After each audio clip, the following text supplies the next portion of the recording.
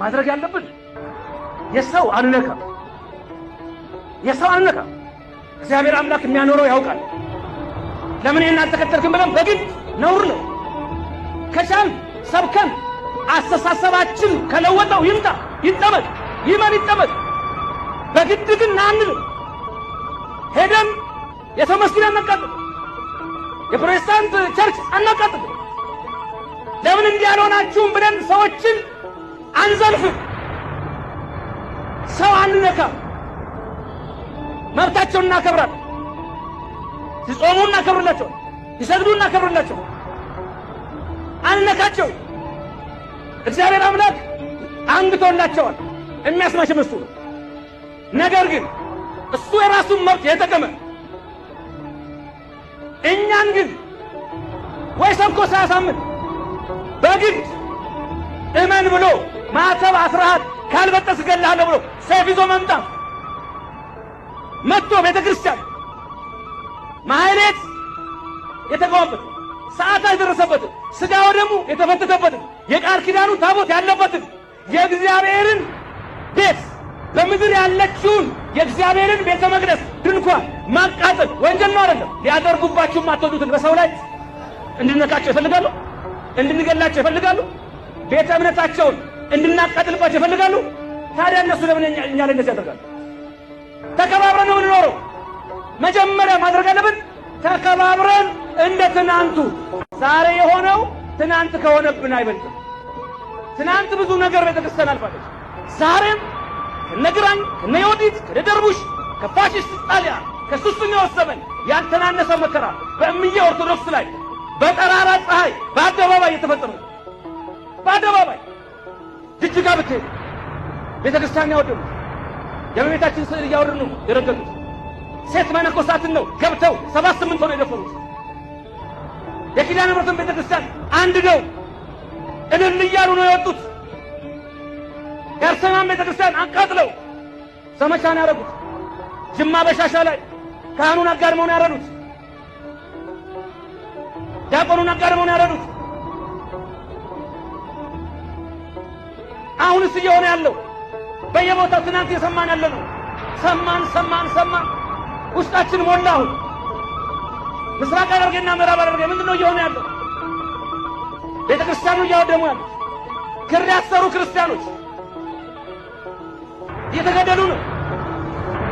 አንዳንድ ማጣቶች ለበጎ ናቸው። አንዳንድ ህመሞች ለበጎ ናቸው። አንዳንድ ችግሮች ለጥቅማችን ናቸው።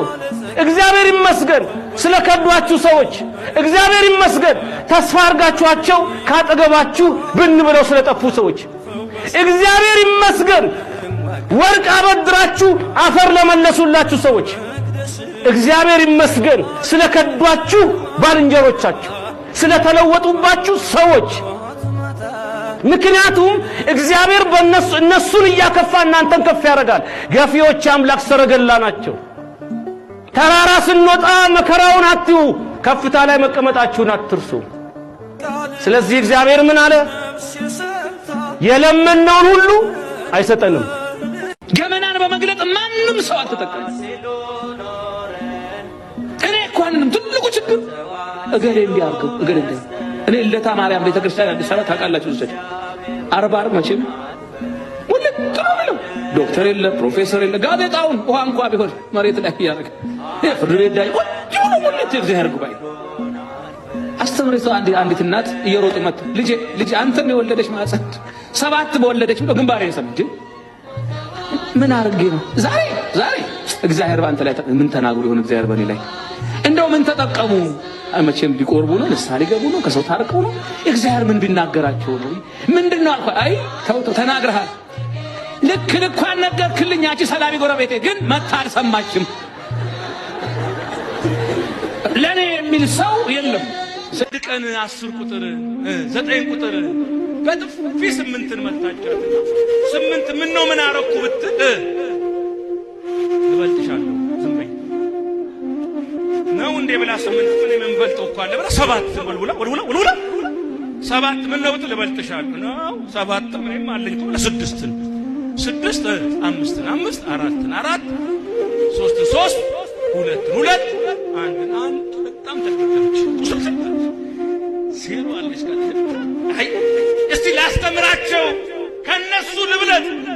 የኔ ዜሮ ከፍ ብላ አርግሻል መታሽ ስትላት 10 ቁጥር ሆነው ከላይ ቁጭ አሉ።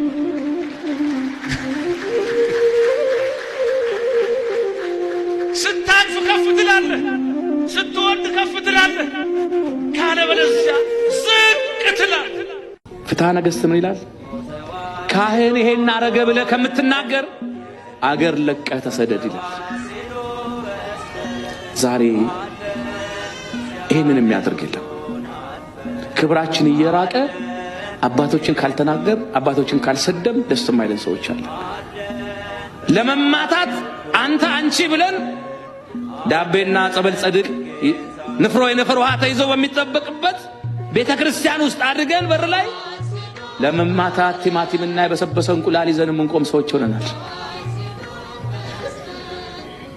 ማንም ሰው እግዚአብሔር ከፈረደ መቆም አይችልም። የሰው ልጅ የክርስትናው ጥግ የሚታወቀው የሰውን በደልና ኃጢአት ገመና በመግለጽ ሳይሆን በመሸፈን ለሃይማኖት አባቶቻችን ያለን ክብር የወረደው ነው። ይሄ ደግሞ ሆን ተብሎ በፕሮቴስታንቱ ዓለም ካህናትን እንድንጠላ በቆሙበት አውደ ምሕረት እንዲሰደቡ ክብራቸው እንዲወርድ ያደረገው ሰይጣን። ስነ ምግባር የሌለው ሕይወት የሌለው መንፍቅና ያለበት ይኑር እያልኩ አይደለም። ነገር ግን በመስመር ውስጥ ሆነው ስጋዊ ድካም ሰውናቸውን አልፎ አልፎ ቢገኝ እንኳን ሰው ምንድነው ያደረገው? የከናን አባት ካም የአባቱን ራቁትነት አይቶ ይላል አይደል? በኦሪት ዘፍጥረት ምዕራፍ 9 ቁጥር 20 ላይ ወጣና ይላል አባቴ ራቁቱን ነው ብሎ ከትከትከት ብሎ ሳቀ ይላል። ሁለቱ ልጆች ግን እንዴት እናያለን ብለው የዋዲት ሄደው አለበሱት ይላል። ተመረቁ። ሰይምና ያፊት ፀሐይና ጨረቃ እንኳን የአምላካችን እርቃና እናሳይም ብለው ጭልም ነው ያለው። ሰው ከተፈጥሮ ያንሳል። ዮሴፍና ኒቆዲሞስ እንኳን ሽፍና አድርገው ነው የቀበሩ። የሰው ልጅ የክርስትናው ጥግ የሚታወቀው የሰውን በደልና ኃጢአት ገመና በመግለጽ ሳይሆን በመሸፈን